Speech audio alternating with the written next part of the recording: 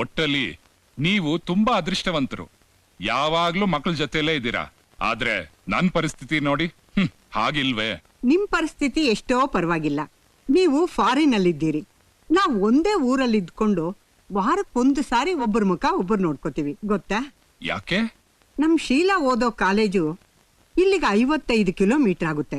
ದಿವಸ ಹೋಗ್ ಬರಕ್ಕಾಗುತ್ತಾ? ಅದಕ್ಕೆ ನಾವಿಬ್ರು ಅಲ್ಲೇ ಮನೆ ಮಾಡ್ಕೊಂಡಿದ್ದೀವಿ. ಭಾನುವಾರ ಮಾತ್ರ ಇಲ್ಲಿಗೆ ಬರ್ತೀವಿ.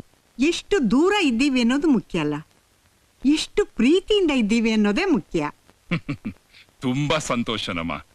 ಎನಿವೆ, ಈ ಸರ್ತಿ ತುಂಬಾ ಅರ್ಜೆಂಟ್ ಅಲ್ಲಿ ಬಂದಿರೋದ್ರಿಂದ ನಾನು ಇವತ್ ಸಾಯಂಕಾಲನೇ ವಾಪಸ್ ಹೋಗ್ಬೇಕು.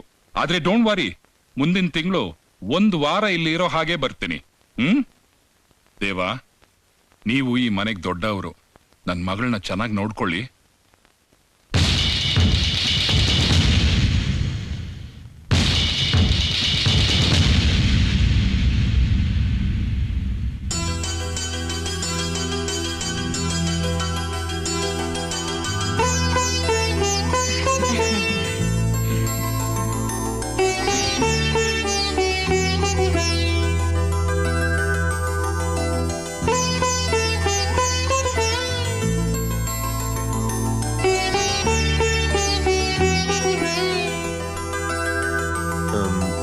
ಶೀಲಾ, ಅಣ್ಣ, ಅದಕ್ಕೆ ಬರೋ ತನಕ ವೇಟ್ ಮಾಡಕ್ ಆಗ್ಲಿಲ್ಲ ಅಂದ್ರೆ ಹೋಗ್ ಬೆಡ್ರೂಮ್ ನ ಡೆಕೋರೇಟ್ ಮಾಡು. ಅದನ್ನ ಅಣ್ಣನೇ ಮಾಡ್ತದನಲ್ಲ.